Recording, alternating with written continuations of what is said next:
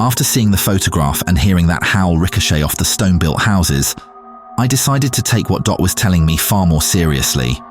I had been called to the Rosewood Lodge retirement home because Dot, in her own straightforward, no-nonsense manner, had decided that tonight was the night to confess to a murder. Specifically, the murder of her husband Bill, almost 60 years earlier. It was a murder that I had initially thought was a product of Dot's diminished mental state, but having met her I saw within seconds that there was nothing diminished about her.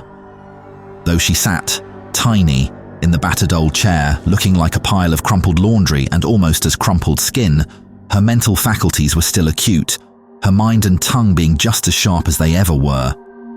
What stopped me from believing her outright, that she had, many years ago, deliberately taken her husband's life, was her insistence that when she did it, raising the rifle and firing bullets into his skull, her husband had not been feeling quite himself.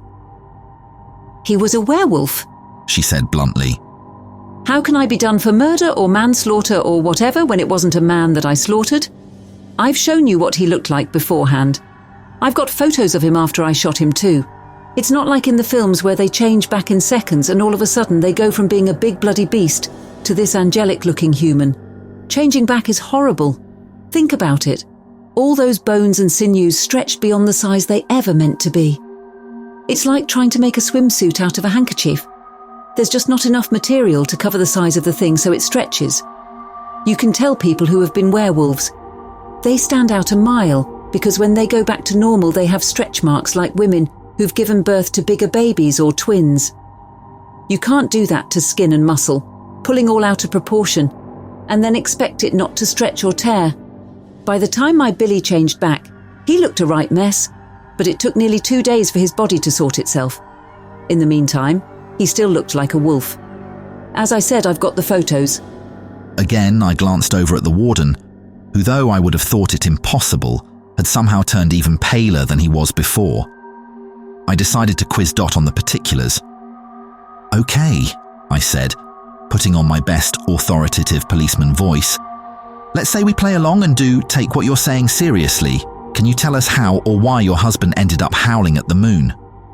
Dot threw me such a look of boiling contempt that for a moment I wondered whether she might suddenly transform into a beast. "This funny to you, is it? A joke? I'm betting you've never had to point a gun at one of your loved ones, let alone ever had to pull the trigger. This isn't a joke, soft lad. This is real and it's urgent." She turned away, lifted what must by that point have been a stone-cold cup of tea to her lips, and swallowed an enormous gulp, swallowing as she did, the flash of anger that had threatened to boil up within her. Taking a deep breath and straightening the fabric of her dress on her lap, she sat upright and continued with her story. "They said, even at the time, that the wolf in Morton wasn't like one of them Hollywood ones. You know where you have to be bitten to get the curse. I don't remember who it was who told me, whether it was the old librarian or someone in the pub or just someone standing at the bus stop. But I was told that it was a choice.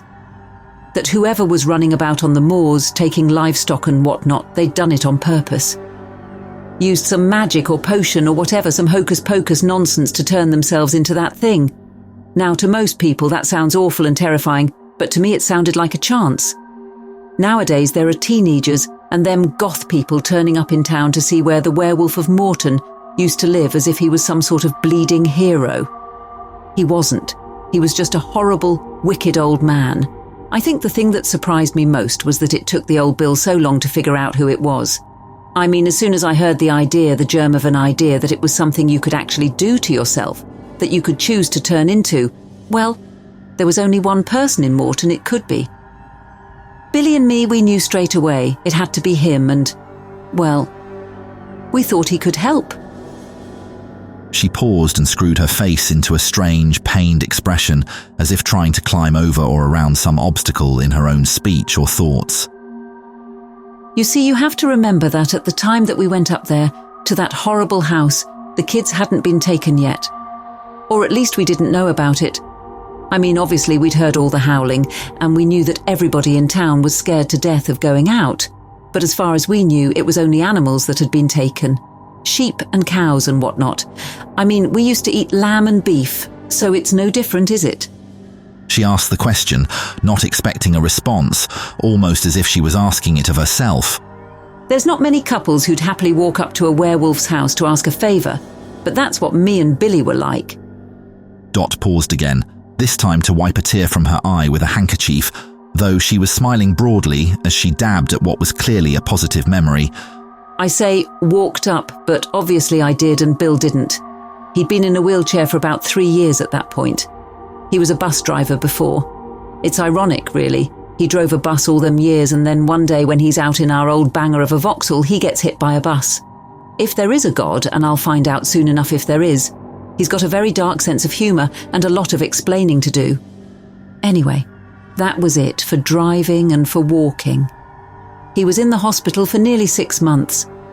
When he came out, he couldn't put one foot in front of the other, and I'm not being funny, but it wrecked him. He was a different bloke after that.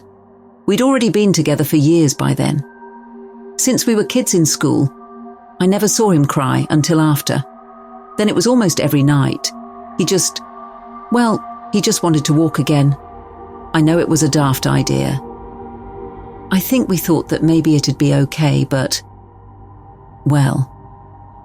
Anyway, we went up there and just knocked on the door. I asked him outright if he was what we thought he was, and told him what we wanted. He said he couldn't give us the formula or the spell or whatever, that it wouldn't work for just anyone, no matter how much money we offered, and we did offer a lot, everything we had. But he said he could help in a way if I did exactly as he said. So about a week later, I somehow dragged that chair all the way up Monk's Hill and out toward the moor. I remember he said it had to be midnight and it had to be on that day because of something to do with the full moon. Either way, I took him up there and then I left him. That's what I was told to do and what he needed for it to work. So I left him and started walking back when I heard it. Honestly, I've heard animals growl, big snarling dogs and even lions and stuff in the zoo, but I've never heard anything like that. It was like someone had put thunder in an animal's throat. You know that kind of wet, echoing rumbling? I turned around and it was on him. It must have been 2 or 3 times the size of him, just enormous, and by the time I rushed back it was flinging him left and right, shaking him like dogs do with chew toys, and he was screaming and bawling and begging for it to stop, and then, all at once, it did. It stopped and it looked at me. Just glared at me, but not at my eyes or my face or anything like that. It was like it was looking through me. That bastard looked at my soul. Looked at me as if to say, you get what you deserve. Then it turned and ran away. I had to drag him back into the chair. Honestly, I thought he was going to die there and then, but somehow I managed to lift him back into it and drag him back down the hill. I hoisted him into bed, stitched up his wounds and washed him. He was a right bleeding mess. Until morning. When he woke up the next day, there wasn't a scratch on him. Now you might not believe this, but what we'd wanted, what we'd expected, was for him to still be in the chair. Once a month, if it was all true and he changed, then maybe, he could go out there, like a wolf, as a wolf, and run. Walk and run for hours and hours, and feel what that's like again just for a night, then he'd come back and for the rest of the month he'd be him again. But it didn't work like that. The next morning, Bill got up and walked. I'm not sure how it works, whether when it heals the cuts or whatever it heals everything, but he was upright, walking about like nothing had happened. I've ever been as happy in my life as I was for those 12 hours or so. I still treasure it now, despite everything that happened and what I had to do. For a few hours he was back to being my Billy. That night, he changed, and so did everything else. You see, we hadn't thought ahead. Yes, he'd been healed. Yes, whatever made the whole healing thing happen had made him better. But he still had to change. Like I said before, it's too big a shape and not enough material, not enough skin to cover the bones when they change. And that's the problem, you see. The bones change. It must hurt at any time. For anyone who's ever changed, but Bill had screws, plates and pins in his spine, in his legs, metal bits that they'd put in there after the accident to keep him upright and to try and help his muscles not to atrophy. When his bones started changing shape, those pins started to pop and rupture, cracking the bones and splintering them. He could stand, when he was that thing, sort of, but I could see straight away he was in agony. Still, he broke out and he went. I thought running, but when he came back, there was blood around his mouth. I remember going out in the yard to photograph him, so I had proof and I saw that blood. At first, I thought it'd be okay. Maybe he'd killed a cow or a sheep, but then I looked again. There was blood smeared all over. I don't mean like some drops on his teeth, I mean everywhere. His mouth, on his snout, on his neck, and all across the top of his head. It was like he'd stuck his face in a pot of red paint. But that wasn't the worst thing. The worst thing was that from his teeth, dangling like some horrible ornament, there was a plait, a long thin strand of golden blonde hair, a pigtail still with a ribbon attached at the end. I knew then what he'd done and what I'd need to do, so I shot him. We'd had our moment, our one day back together as us. But once that happened, once he'd done that, well, he wasn't him anymore, was he? If he went back, with all those pins and screws all askew, he was going to be in pain. But if he knew what he'd done, if he remembered, or I had to tell him. For the 12 hours before, he was my Billy again. Once he'd done that, he could never be Billy again. It was a justice killing, but it was also a mercy. Dot finished speaking. Though I continued to question her, she never said another word. She did, however, hand me another photograph. An image of what appeared to be a dead animal, shot with a rifle and most likely with a bullet prepared before time, cast with melted wedding jewellery, all of it high-grade silver. On the back of the photograph were an address and the words, "Under the old elm tree." The following day, myself and a few other members of my team did the obvious and dug up the area around the elm tree at the address.